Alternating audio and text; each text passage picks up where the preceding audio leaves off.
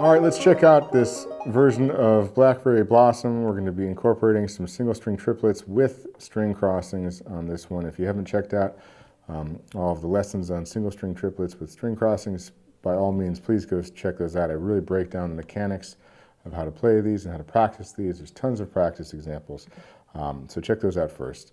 Let's jump in here. We're going to have a 16th note lead in, some pickup notes into the downbeat. We're starting here at the 8th position. We're going to have, so the timing of this is 1 and 2 and 3 and 4. That gets us into the downbeat. And then we have two 16th notes and then a triplet. That triplet is TMI because of the way the strings cross. So, and then we have another triplet. Now this triplet is TIM because it's across the first and second strings. So that sounds like this.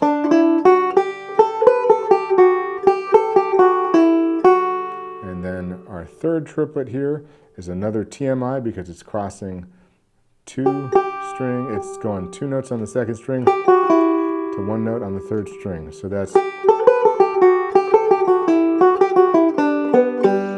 then we're going to shift down. So I'll give you that whole first measure.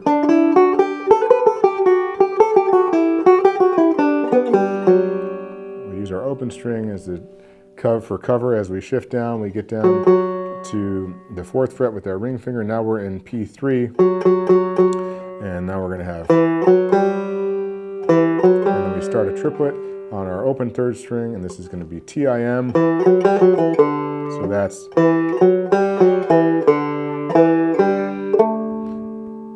that measure again. This is bar 2, and now we're going to have a chromatic triplet just on the 3rd string.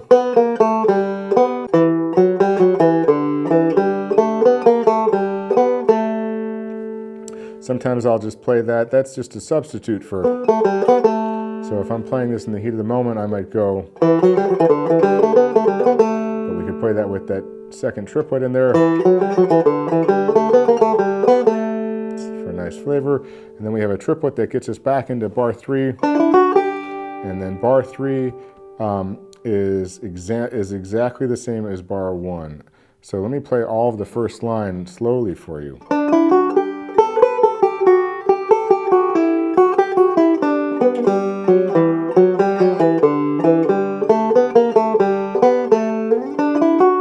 And now we at bar 3, direct repeat of bar 1.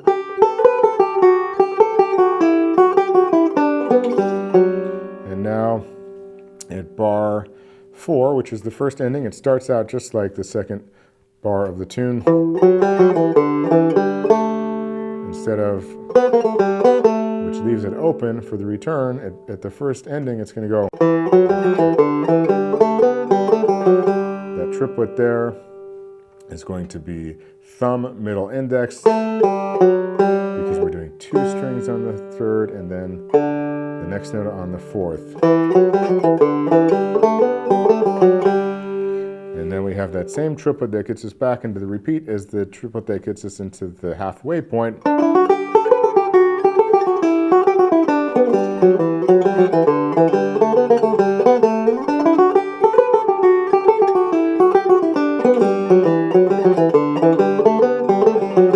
The second ending is identical to the first ending except for the last beat.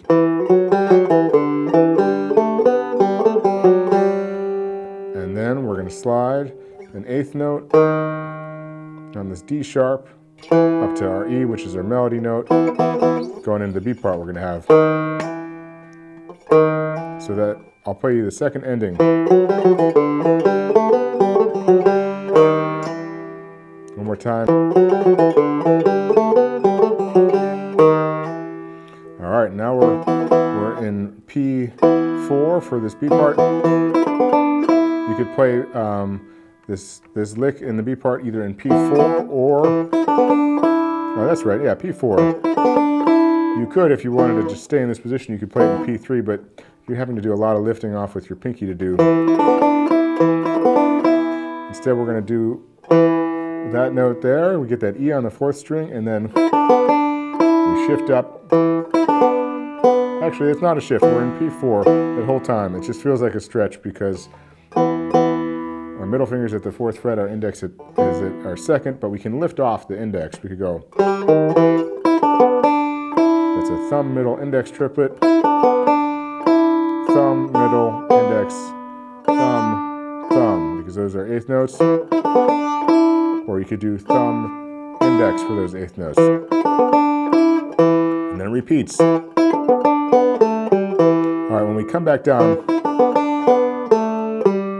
going to be shifting down to P3 when we get that A with our index on the 2nd string.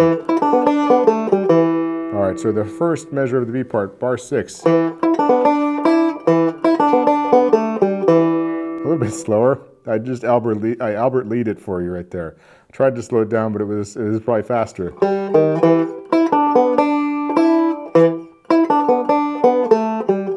And then at bar 7 we have that same lick. But instead here, now we're going to shift up to P8. We're going to get this D with our index finger on the 3rd string. Slowly we have a triplet.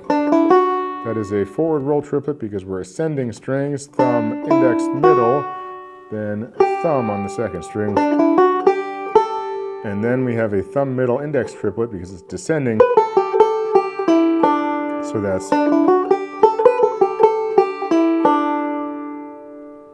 that whole bar.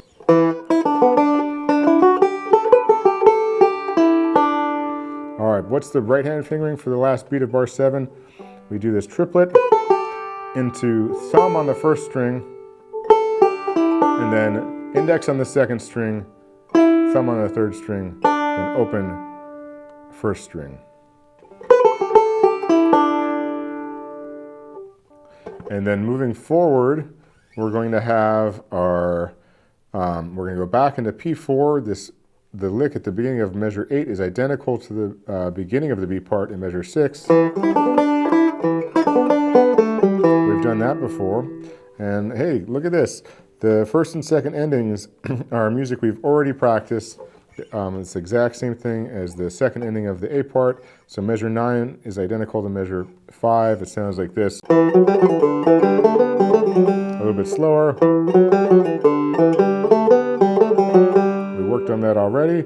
We slide back in for a repeat of the B part.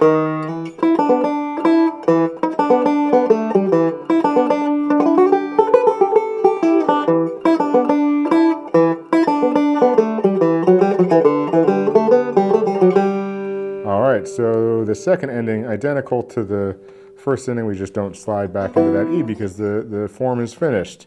So one more time, I'll do this from bar 8 into the 2nd ending.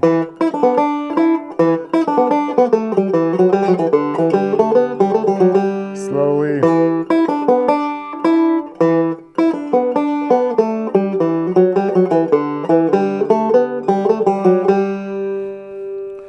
All right, that's the whole breakdown of Blackberry Blossom. Obviously, I wrote this version so we could practice playing these triplets with string crossings. There's a whole lot of them. I probably wouldn't use quite as many if I was playing this song on stage because we're just on the verge of overusing triplets. Maybe you could argue we are overusing the triplets on there, but this is a great way to practice these, and it's a fun version. So good luck with that. Let me know if you have questions. I'll play it now with the guitar backing track.